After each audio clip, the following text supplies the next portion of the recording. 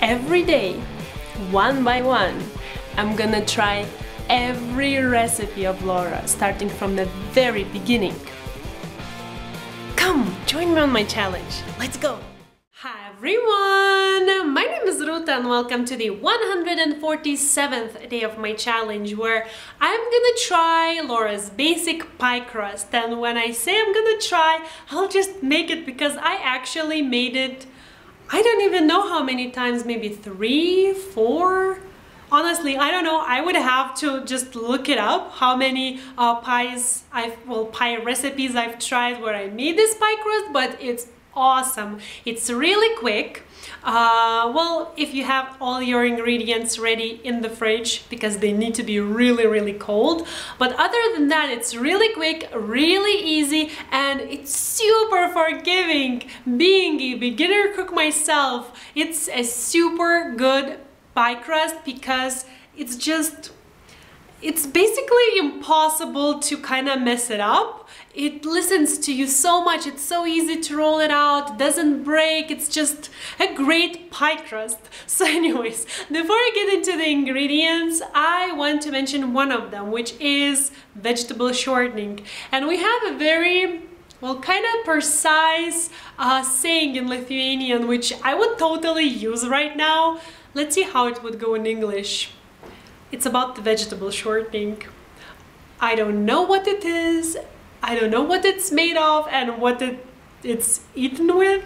We use the saying anyways when we don't know what something is, and I surely don't know what vegetable shortening is. I've never seen it in my life, like in real life, so yeah, I'm always substituting it with butter, so I'll just use more butter today, like to substitute for the vegetable shortening. But if you want to see all the original measurements and ingredients and whatnot, just check the description box down below. I always put everything there. So now let's go over the ingredients and let's get started. We're gonna need 200 grams of flour, 130 grams of butter cut into small cubes, 3 to 5 tablespoons of really cold water, and half a teaspoon of salt.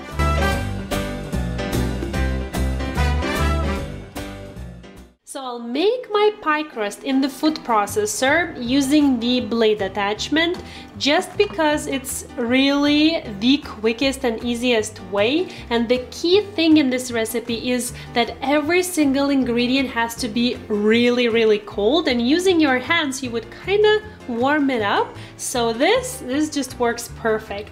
I've taken out flour and salt from the fridge. The rest ingredients are still in the fridge because, again, you want them to be really cold. This will give this super flakiness and lightness to the pie crust once you bake it. So I'm gonna add in the flour and the salt, pulse once, just to combine a little bit.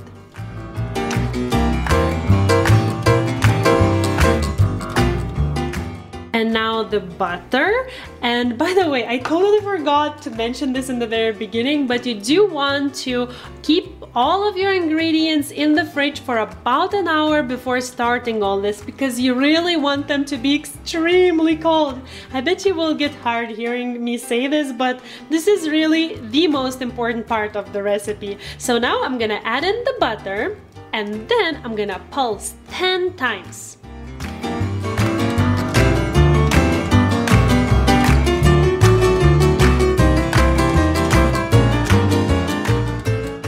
And now the last ingredient, the cold water, which I've even added some ice cubes, so it's really icy cold. Are you tired yet of me saying that? Okay, the next thing I have is 1 tablespoon measurer, because now I will open the feeding tube, and while pulsing, like in the moment of pulsing while the blade is running, I will feed 1 tablespoon of this icy cold water at a time until I reach this point that once pinched the dough comes together, which should take about 3 to 5 tablespoons to reach that point.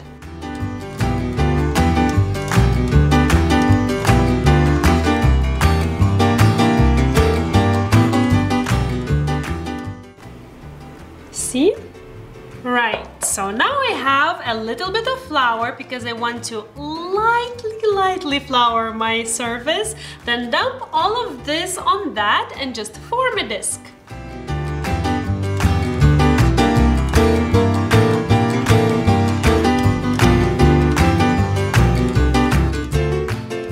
Look at this little cute thing. So now I'm gonna take some plastic wrap it up and put it back into the fridge for another 30 minutes. It's all about keeping it cold, and then you can make your pie.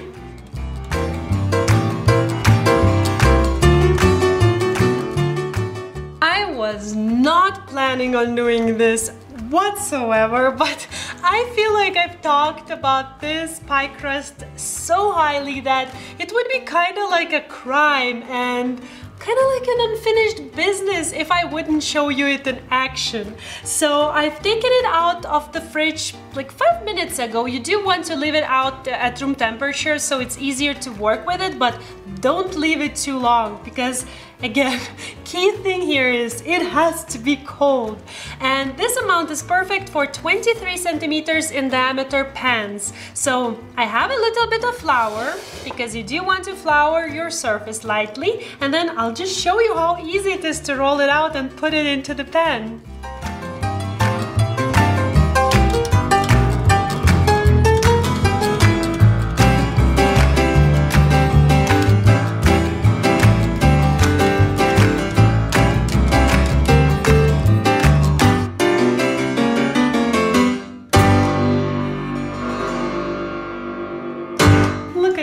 Decorated it for you. It's seriously so easy to do that I really hope that next time you make a pie, you will try this pie crust and let me know how it went and if you liked it. And by the way, I think I will put it like that. Ooh, that was a high note, wasn't it? I think I will put it to freezer like that, and once it's frozen, I'll just maybe take it out and put to a freezer bag? I don't even know. I wasn't planning on making a pie, but I have a pie crust. Anyways, I will try to find the recipes where I actually use this pie crust and kind of like tried it in the very end in that recipe, or recipes, I don't even know. I will try to find and put all the links in the description box down below. And if you want, go and check the original recipe by Laura there. Oh, and of course, as always, the written recipe is in the description box down below. Together with everything, I always put all the important stuff in there, so be sure to check it out. Thank you so much for watching. I really hope that you will enjoy it and had fun with me, and I will see you in a day. Bye!